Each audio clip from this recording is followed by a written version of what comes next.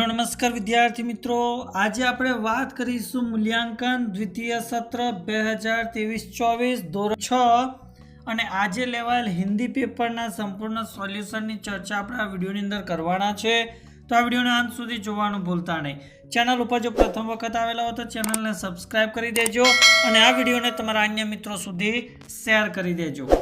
तो बात करिए प्रश्न 1 के सही वाक्यांश चुनकर पूरा वाक्य फिर से लिखिए। तो पहला वाक्य है कि एक बालक, तो एनो जवाब आवशे एक चाय वाले से टकराता है। बीजो प्रश्न, गांधी जी ने कौमुदी के, तो जवाब आवशे त्याग को सच्चा आभूषण बताया।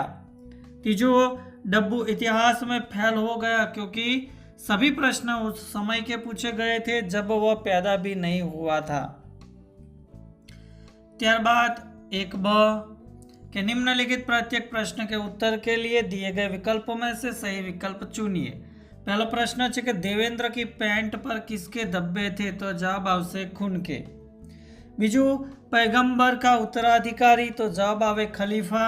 तीजो, नेपोलियन अपनी बहन के साथ कौन सा खेल खेल रहा था, तो जवाब आवशे आंख मिचोली। ज्ञान प्राप्त करने की उत्सुकता क्या कहलाती है, तो जवाब आवे जिज्ञासा। जाने कैसे खाली जगह थमी है, तो जवाब आवशे धरती। उमिया नगर सोसाइटी किस शहर में है, तो जवाब आवशे मुंद्रा में।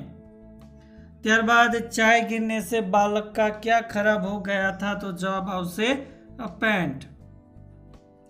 त्यारबाद क छे के निम्नलिखित प्रश्न के उत्तर एक एक वाक्य में लिखिए। तो एनो उत्तर आपणे जोई लईए कि शहर में भेष बदलकर घूमते समय खलीफा ने क्या देखा, तो शहर में भेष बदलकर घूमते समय खलीफा ने खेलते हुए कुछ लड़कों को देखा। दूसरा प्रश्न के लोगों ने हसन की तारीफ क्यों की, तो हसन ने अपनी सूझबूझ से अली ख्वाजा और वाजिद के झगड़े का फैसला किया।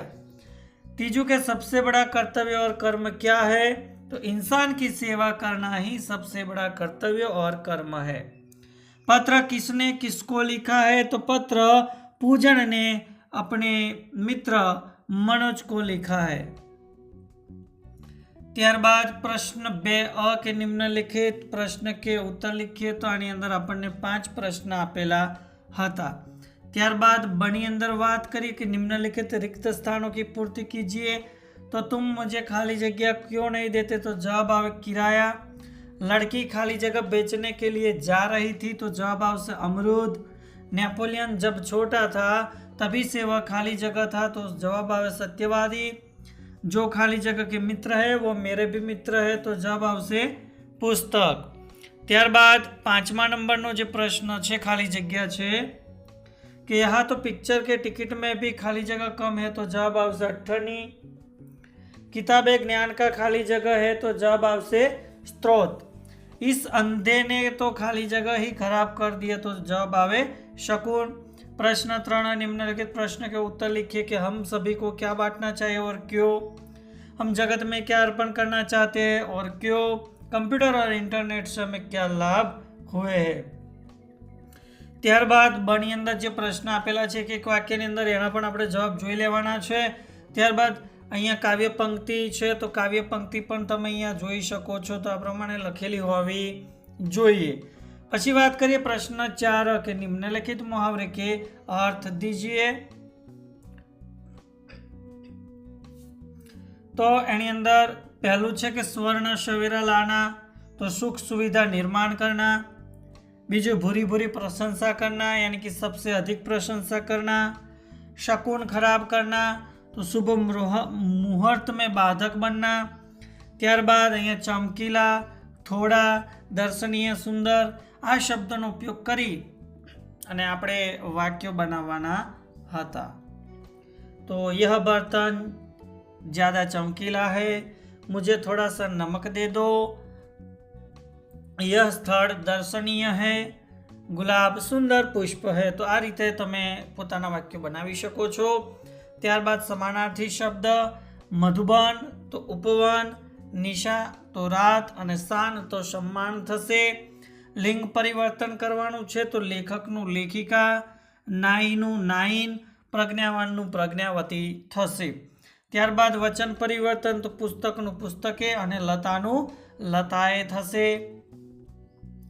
ત્યારબાદ એક એક વાક્યની અંદર પ્રશ્ન હતા. એમાં પહેલો પ્રશ્ન હતા કે આने वाला कल कैसा होगा, तो आने वाला कल बेहतर होगा.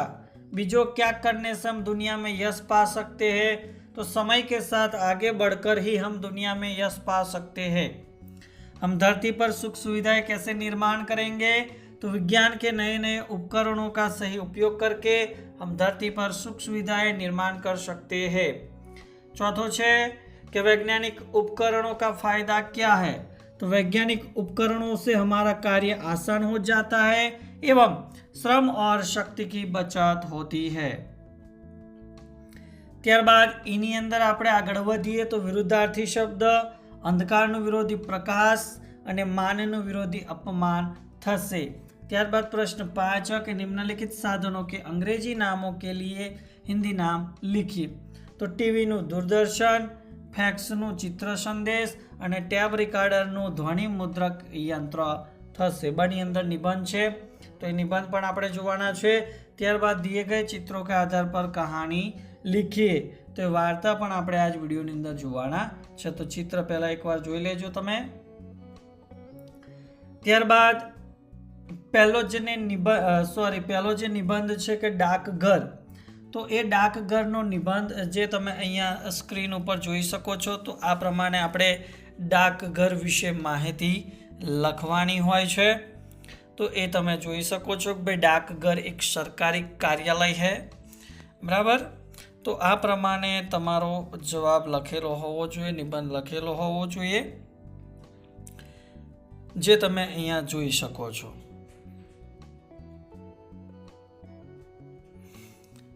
बराबर. डाकघर तरह तरह से जनता की सेवा करता है.